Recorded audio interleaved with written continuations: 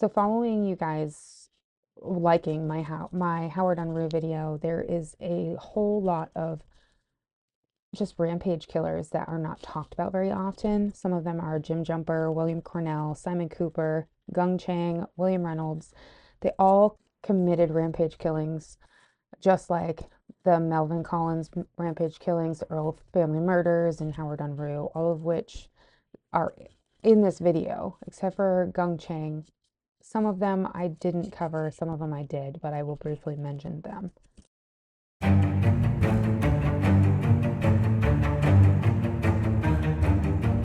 Hey everyone, what's up and welcome back. If you're new here, I'm Liz, your host here at Your Crimes Untold, and today I'm going to continuing on with the kind of like history of mass murders or massacres. Yeah, if you saw my last one, I talked about Howard Unruh, and sorry that there hasn't been a video since that. I don't know. I can't give you a clear answer. But anywho, I'm back. We're going to be talking about the history of some mass murderers or rampage killers. Just a few of them, not a lot of them. But let's get into today's video, shall we? With the massacre by Jim Jumper, or the Jim+Jumper+Massacre. So the Jim+Jumper+Massacre was also known as the Bluefields Massacre, and it happened either on the 14th or the 15th of February in 1889 in Bluefields, Florida. So the perpetrator in this case is Jim Jumper. He was the son of Naji Nancy, who was one of the remaining 3 African-American slaves that had been retained by the Seminoles in Florida. So Naji Nancy was owned by the Snake clan, and 2 of her children were owned by the Seminole fathers. Jim Jumper, the child of Nancy, was designated to be owned by the Little Black Snake clan. So the Snake clan lived west of Lake Okeechobee. That is the most amazing name of a lake I could ever know. I love that name. Throwback to Even Stevens, if you know what I mean. Anywho, besides the point. So the Snake clan lived west of Lake Okeechobee on Fish Eating Creek. They resided here for quite some time following the Third Seminole War, and it is said that the Snake clan moved to the northeastern side of Lake Okeechobee that was called Bluefields. The Third Seminole War lasted about 3 years, and this was from 1855 to 1858, and it was between the Seminoles and the Miccosukes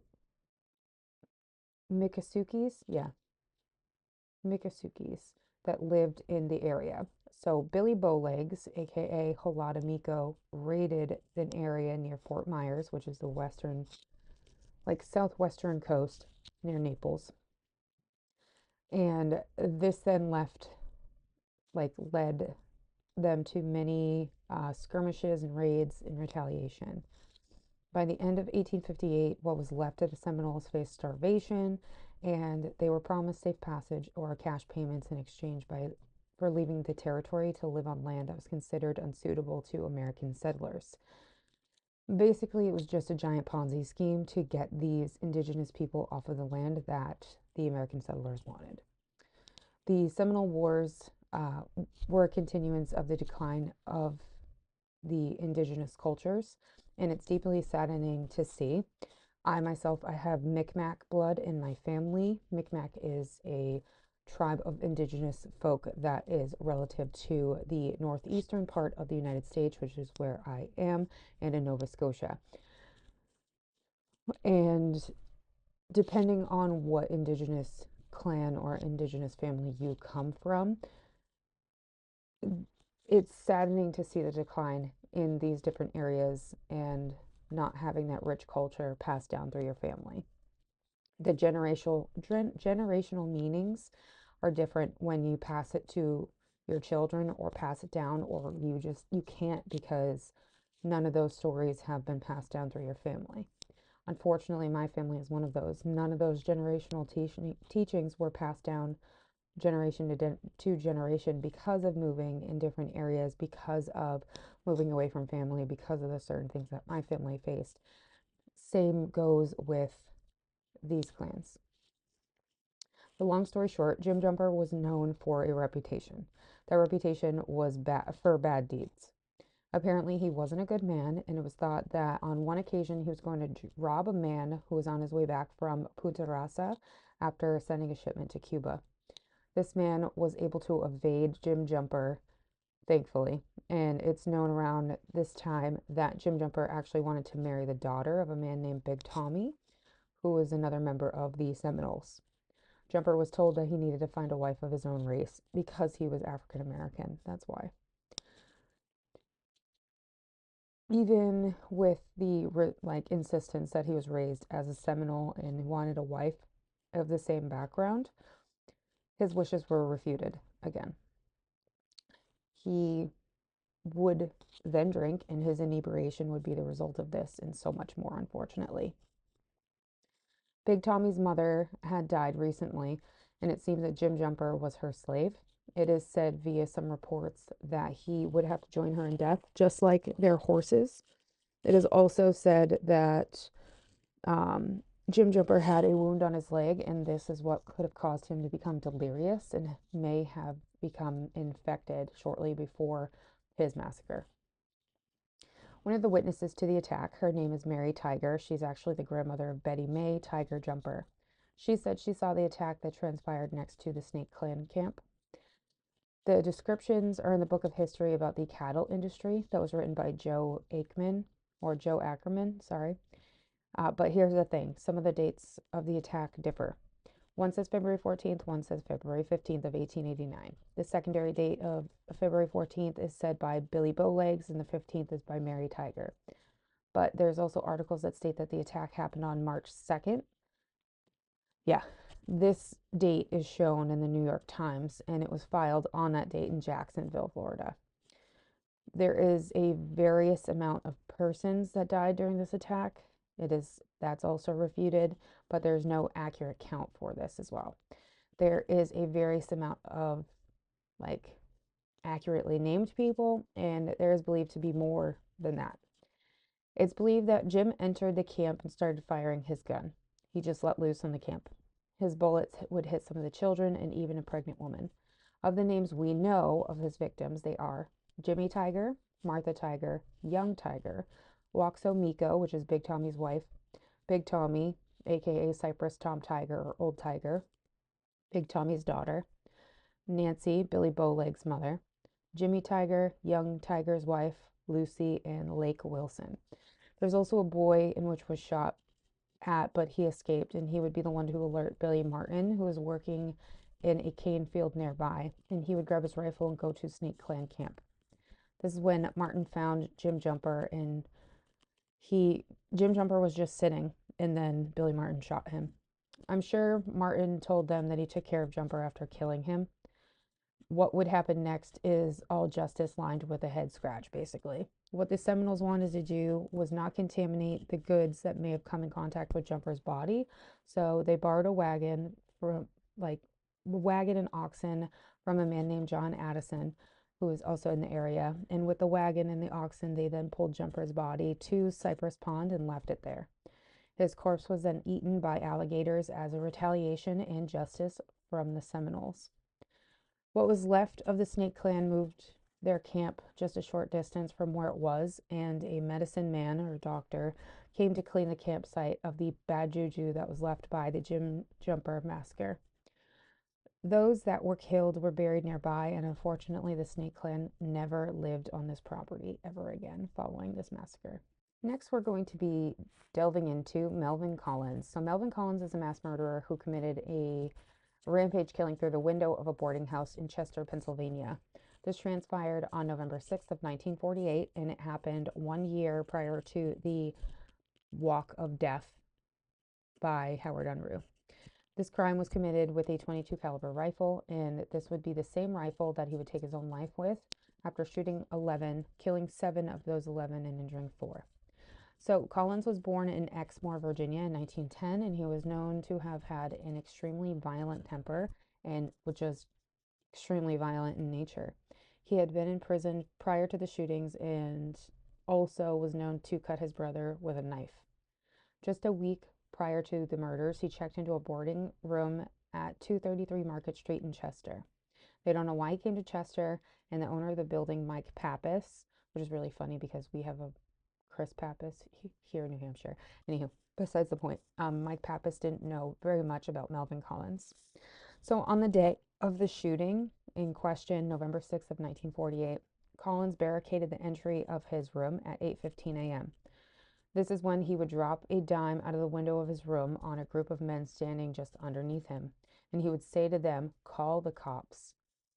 This is prior to him pulling out his .22 caliber rifle out the window and killing 40-year-old Edward Boyer point blank. There would be a detective, luckily, across the street. His name is Ellery Pernsley. He rushed to the scene, but he too would be shot by Collins, and he was killed. A fellow ongoer, his name is Fred Casino, was simply driving by when he saw Pernsley shot dead. Casino got out of his car as well to try and help, but just like Pernsley, he too would be killed by Collins. His next victim was 40-year-old Louise Moore, who was just simply standing in the window of a store across the street. Collins shot at her, and this killed her as well.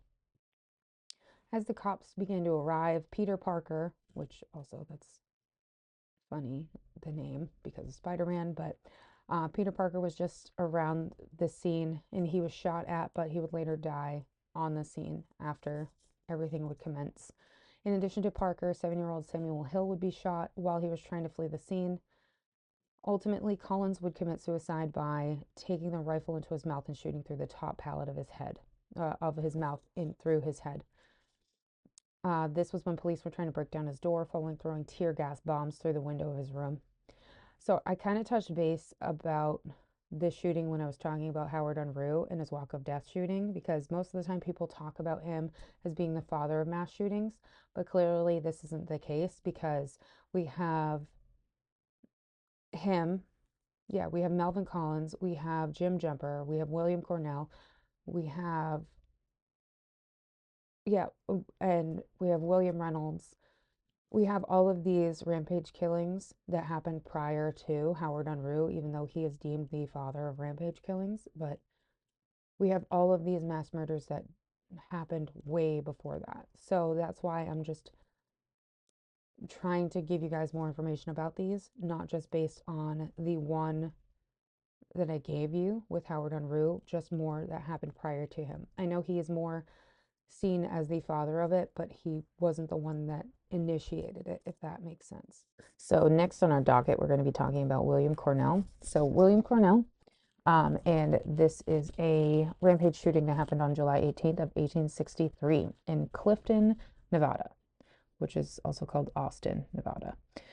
This killed 3, injured 18 to 20, and William Cornell either died or he was killed, or he died via suicide. So Austin, Nevada is a small ghost town in which had been unincorporated for many years. The small town had a population of 167 back in 2020, which is quite minuscule in regards to the size of other towns. This town was originally incorporated by the Western Shoshone people, and the town was designed by David Buell in 1862 during the Civil War. You see, the Union wanted to find gold to help support the cost of the war, and in order to do that, you have to incorporate or cultivate other areas. Well, this included Austin, Nevada. This whole town was named after Buell's partner, Alva Austin, and came to during the Silver Rush, which is amazing. I've never seen this name, Alva, in any other place. I have a great uncle, Alva, and I've never seen it anywhere else. So this was like mind blowing when I saw this. I actually kind of cried a little bit, but besides the point. So yeah, this whole town was named after his partner, Alva Austin, and came to during the Silver Rush. This area was chosen in particular due to finding what looked like silver when a horse kicked a rock over. But by 1880, the hustle and bustle of finding what looked like to be silver in the town was there, and soon came the Transcontinental Railroad at a nearby Battle Mountain in 1880.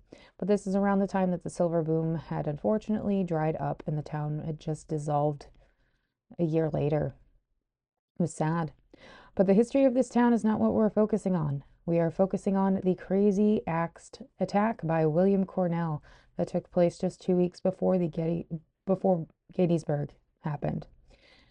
Yeah, William Cornell apparently came from Illinois, and it was known that he had been suffering from mental illness for weeks, and it's just thought that he went mad. Seriously, just went mad. And that everyone was out to kill him, and it was also believed that some of his actions had to do with war, even though none of them had to do with war. Yeah, he apparently had crazy delusions. It was a violent crime that was quite common in early mining, and it caused some excitement, but at the same time, yeah. So what happened is that William Cornell, he was staying in a tent with his partner, William Milligan. So Milligan poked his head out of his tent at around 9 p.m. that night, and this is when Cornell hit him with an axe, knocked him down, and that's when the axe cut his nose and his forehead. Cornell then went across the way to Dunham's saloon, and this is when he just started swinging anybody near him. He injured many there. He smashed a chandelier. Um, a onlooker, his last name is Ashbaugh. Let me see if I can find his first name. I just have his last name. Dan Ashbaugh, who is actually like a historian, a late author and historian who wrote about this. Ashbaugh said in his notes that someone fired at Cornell, but they missed. Next, this is when Cornell went after John Capron or Capron. Capron was passing by in the street, and Cornell ended up severing some of the tendons in his left elbow. It said that he then was chased by a group of men, um, and then was clobbered by a man named Frenchie. This man then would have a deep gash at the top of the scalp and the neck. And Frenchie was a tough old cuss, and he ended up going to the nearest saloon to get a stiff drink, and then he got on his horse and rode to Clifton that night to have his wounds dressed. So he left. Cornell then went after three other men, inflicting wounds on them. Their names are Billy Mills, Charlie Ludlow, and E. Anderson. Cornell then would attack a local barber named Hammersmith after running down a hill. Hammersmith had enough time to deflect the initial blow with his arm, but it cut his hand and crushed his bones in his hand. Cornell still wasn't done at this point. He then turned the axe around and started going after whomever was near him and knocking them senseless. And he then ran and screamed and ran into the dark towards Clifton, Nevada. There was a posse of people that would be in pursuit of him, and they were trying to also help the people that were wounded as well. There was three other deaths that followed in between the area of Austin and Clifton, and it said the next morning that Cornell's body, was found about a half mile west of Clifton. The back of his head was caved in, and his throat was cut from ear to ear, and he was stabbed in the heart 5 times. So nobody knows exactly who did this, but somebody did inflict wounds on him. Those who probably did this survived. They put this simply as a act of proper mankind and disposed of a lunatic properly. Yeah, that's William Cornell.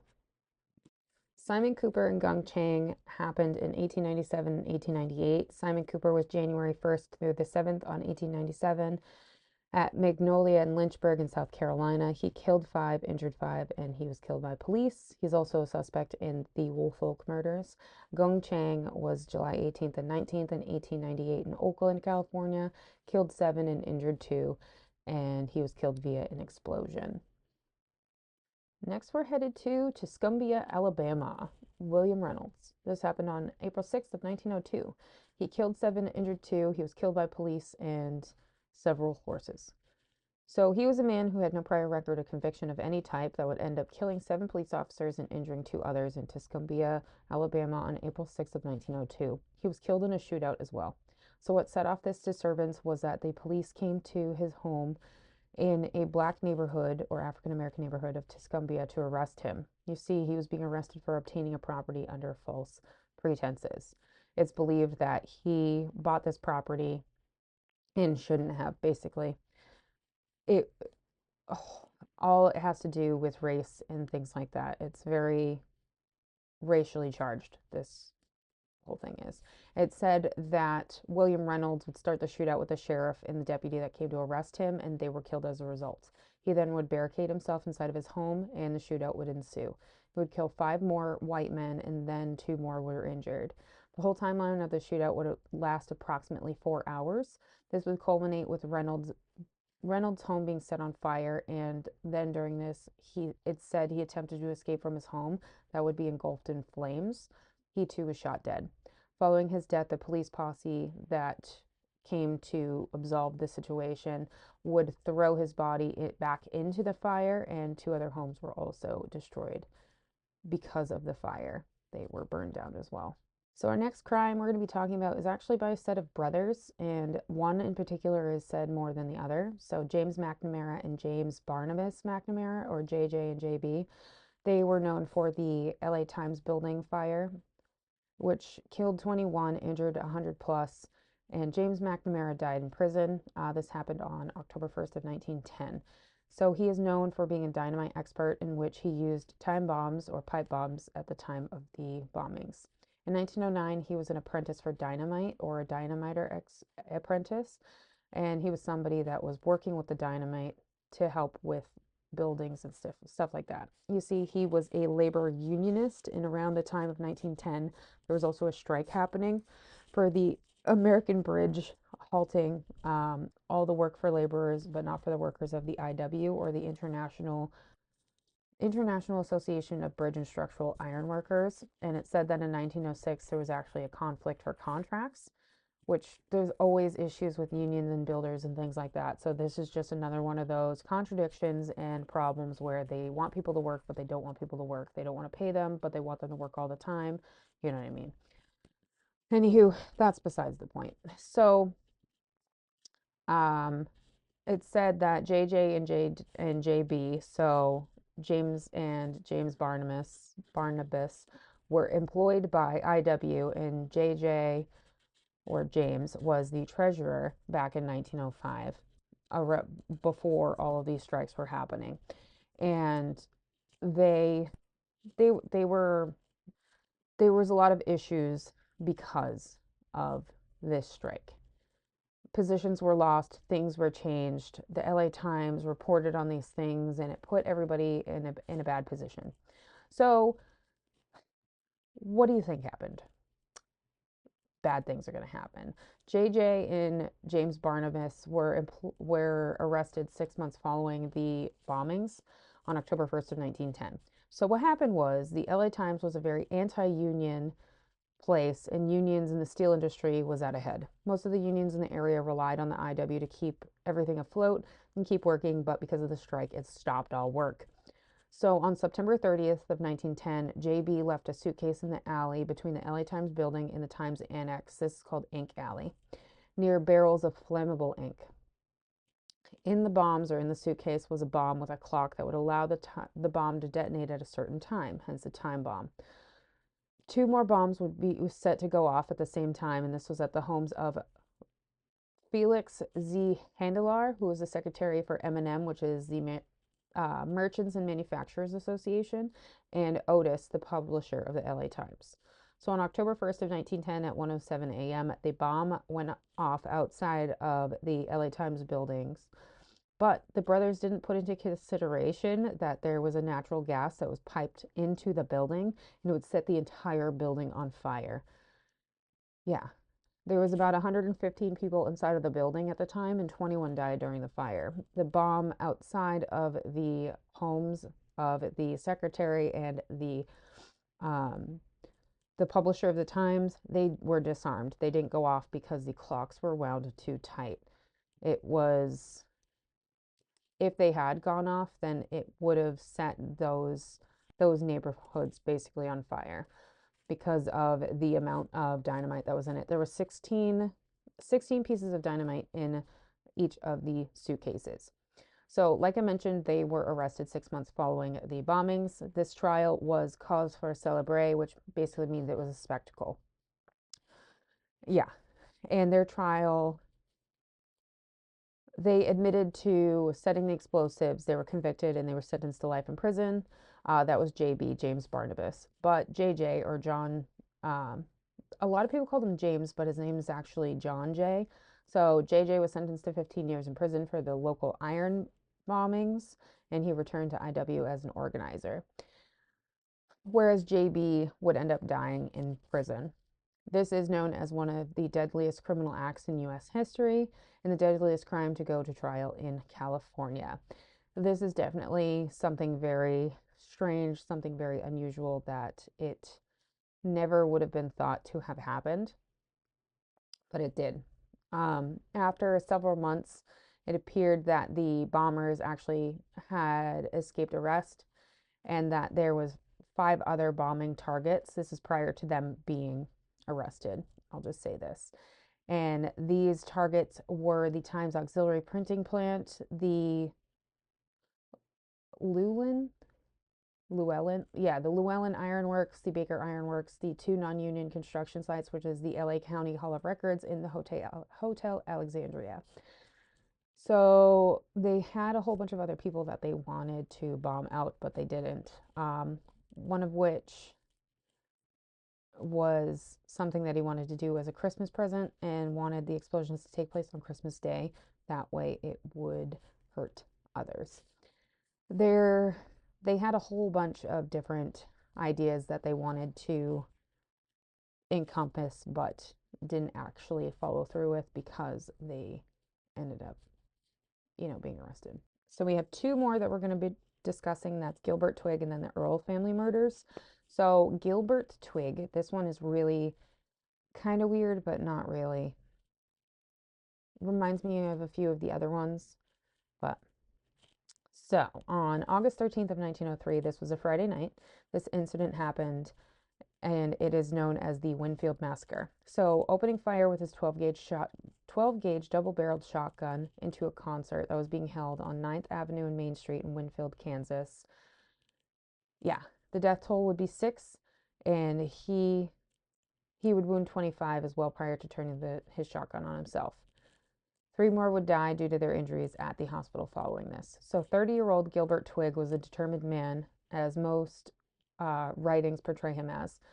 They most also speak about how he was good and a right man. He was a miller, but unfortunately, his diseased mind would make him temperamental. He was a veteran from the Army who didn't have that nice of a record. It was fair. It wasn't good, but it was fair. It wasn't bad either. Shooting was something he was exceptionally great at, and it would be something that he could retain from his military training that would especially come in handy when he would plan his suicidal revenge on others. So, in the room that Twigg rented at a building on Thompson Block, there was a letter that was found, and it went into length of what he wanted and what happened to him when he was in the service. You see, he believed that the whole world was against him, and he decided that his target area would be when others congregated together in a centrally located area, which for that weekend, specifically that day, was a Friday night. Cannon's band was a military band that was playing for the weekly regular concert, but the Catholic ladies were actually supposed to be there that weekend for entertainment, but it was postponed, so that's why the Cannon's band was there. Twigg came out and opened fire towards 9th and Main. He was actually laying on the ground for some points of this, but then he would stand up. It is noted that he emptied 8 shots into the crowd before turning his shotgun on himself. There was blood everywhere. There was brains everywhere. There was people down. There was people helping people. There was mass hysteria. It was everything. He ended up taking his own life because he didn't want to be taken alive, and it was easier for him that way. After each shot, he would end up stepping back 2 steps. So he ended up venturing into an alley, which is where a night watchman saw him. He then shot at the night watchman, and then he killed himself. At the end of the shootings, his remains were near the Axtell Undertaking, which is near the Historical Society, and this also let citizens view the remains of who initiated and executed the massacre. It is even reported that Twigg wasn't of sound mind to be held responsible for his actions after this happened, and they believe that he was basically under duress. It goes on to say that it was his disordered brain that led him to believe that the whole world was rallying against him and it was up to him to take his revenge. Yeah. The last rampage killing I'm going to be talking about is the Earl family massacre. So the Earl family massacre happened near Welch, Louisiana on February 14th of 1902, where the members of the Earl family were found deceased on the family farm. So the Earl family had moved from Iowa to this area around 1890 in order to farm some rice. From what I gather and what I've read is that the family was actually disliked in the area due to some gossip that had followed them from Iowa. The gossip entailed that the family, in fact, had left the area in Iowa as a escape because they had wronged someone. And the idea of wronging someone, I believe, is from what I have read due to crop failures and it potentially had to deal with selling crops that failed to thrive. Oh, the farming business. But after they moved to Welsh, L.S. Earl, which is the patriarch, opened a store in the area, but I gather it didn't thrive very well either due to them returning to rice farming in 1900. So on the floor of the front room of the home, this is on February 14th of 1902, lay the bodies of John Earl, who was 17, Len Earl, who was 12, and Mrs. Earl. The skulls of these three were decimated. They were shattered and their throats were cut. In a bed in the adjoining room was Ward Earl, who was 25, and his head was split open. Just a simple distance away from the home in like water near the road was L.S. Earl, the patriarch of the family, and he was deceased via a GSW to the heart. The two family members that were not present during the murders were Fred, who was 23, and Maud, who was 20. There was also another member of the family who I can't find anything on, and that is the daughter Faye. It doesn't say that she died in this, but she's listed as a family member. I don't know. But anywho, there's also someone else that would still remain alive from this mass killing. That's the farmhand Ed Batson. So Albert Edwin Batson worked for the railroad companies from 1897 until he moved to Welsh in 1901. This is when he started working for the Earl family's rice farm as a farmhand, and he would also move into the homestead cottage with their son Ward Earl. Ward was last seen alive on February 11th of 1902, just 3 days prior to the murders. But let's get back to the day of the murder, shall we? Following the murders, a man would go into downtown Lake Charles and try to sell the livestock from the Earl farm. He told the clerk that he was Ward Earl. I don't know why that's so hard for me to say, but it is. Ugh. Following this attempt, he then went to a watch repair shop and a gun store. This is where he would leave the watch belonging to L.S. Earl and L.S. Earl's gun. But what Batson didn't know is that they already knew who Ward Earl was and that this dummy actually identified himself as C.R. Batson or A.E. Batson. He was also identified due to a long scar on the left side of his face, which concluded that he was Albert Batson. And he would make it, he would make it away. But not for long. Thankfully, these residents knew that something wasn't right. So one in particular, his name is Paul Daniels, he called Maud Earl, who was the oldest daughter, who didn't live on the farm, and urged her to come home and check on the family because he hadn't heard from them. So with her driver in tow, she found the remains of her family. A search of the property went underway, and this is when they found a letter in the Earl family buggy signed by Batson, and this is referred to as a ha-ha letter. Like, ha-ha, I did it and I got away. Batson didn't get very far because he was arrested the same day in Princeton, Missouri. Batson's trial was one of those trials that was cause célèbre, which is a spectacle in town, and especially in Louisiana. And it's because he had not just one, but he had two different trials in 1902 and 1903. He also didn't testify on his own behalf, but proclaimed his innocence throughout both trials. His defense lawyer said that there was no concrete evidence that he indeed committed the murders, but prosecution showed that he indeed did so. They proved that he sold the family's mules for $45 following murdering the families, and that he then fled to Missouri. His first trial ended with a guilty verdict, but in April of 1902, the Supreme Court ordered a new trial due to a technicality. I was trying to find out what the technicality was, but I couldn't find it. I'm sure if I dug even further, I would find it, but that's besides the point. His second trial would begin in March of 1903, but again, he was found guilty and sentenced to death, and he was executed via hanging on August 15th of 1903 at the Lake Charles jail. So just to kind of leave this off on a note, the term rampage killing is a mass shooting that takes place in a public place where it is carried out by a single perpetrator and they kill multiple victims. The location is public, either a workplace, some institution, or a school. And the victims are random. Perpetrator typically has a mentally disturbed essence about them and that they are male.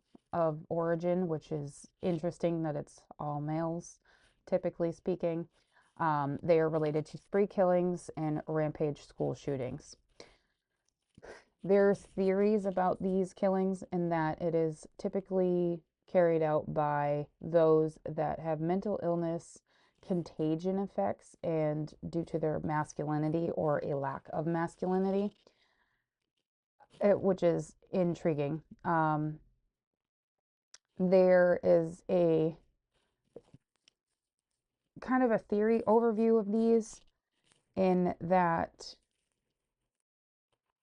generally rampage shootings are mass shootings, but they call them rampage shootings because they're defined involving 4 or more victims, and that none of them are connected. They're isolated events, and they're noted as either acts of terrorism or they can have a robbery aspect to them. There is other, sorry, I just had a brain fart. There's evidence that have increased in recent years that there's definitely definitional differences with data and studies that hinders interpreting these trends and what makes them tick, what doesn't make them tick. And it also hinders preventing them as well because they don't know, typically speaking, what actually can stop them. You know what I mean? It's not like we can actually stop them per se, but we can help prolong it from happening. We have There was a comparison study between RMS shootings or rampage mass shootings and non-rampage mass shootings, and there was a 5-year analysis that they did, and this was from 2014 to 2018, and it identified gun violence like between these, and it said that the rampage mass shootings occurred in more businesses, whereas non-rampage mass shootings occurred in streets or homes or bars. And it's likely that rampage shootings occur between 6 a.m. and 6 p.m., whereas the non-rampage shootings happen in off hours. Rampage shootings, or RMS, have more victims per the incident and more casualties are likely to occur. And they are also more likely to have at least one police casualty involved. And there's greater odds for casualties to be adults rather than children. There's also a link that their deaths involved in the RMS are more likely to be female rather than male, and more likely to be white and less likely to be children. And that the perpetrators are more likely to indeed die via suicide or to be killed by police. It's more likely for suicidal tendencies than to be assassinated, if you will, by a official of the law, or and in less likely terms to be arrested on the scene or to be apprehended. That it also shows that the statistics that the RMS shooter is white of origin, and that is in a more significant amount, and that there's actually no significant correlation with a weapon type in these instances. This is in this article as well, I'll have it linked down below. It's from Science Direct. And in this, it shows that there is no direct correlation when it comes to these in particular. They have a hard time. Let me see where I can find it. In conclusion, there is no definitive way to prevent this. There is no definitive way to have laws to prevent these. And we do have, obviously, we have stats of who it is, who they're targeting, or who they're not targeting, where it's happening, things like that. So we can have more public safety measures in effect, but it all comes down to restructuring mental health and actually getting people with mental health issues and these people with defects that aren't getting the help they need to get the help they need, if that makes sense. So that, my friends, is the history of Rampage Killings. Some of them, not all of them. There's a ton of them. If you want to look at them, go ahead. There's a lot. Like I mentioned, there's two that I didn't actually go into definitive detail about, and but I wanted to cover some of them because some of them, they're not all like one another. There's explosions, there's shotguns, there's, yeah, it's all of the above. So I hope you guys enjoyed this, and I'll see you guys in my next video. There's going to be some more John and Jane Doe cases coming before some more unidentified serial killers. So I'll see you in the next one.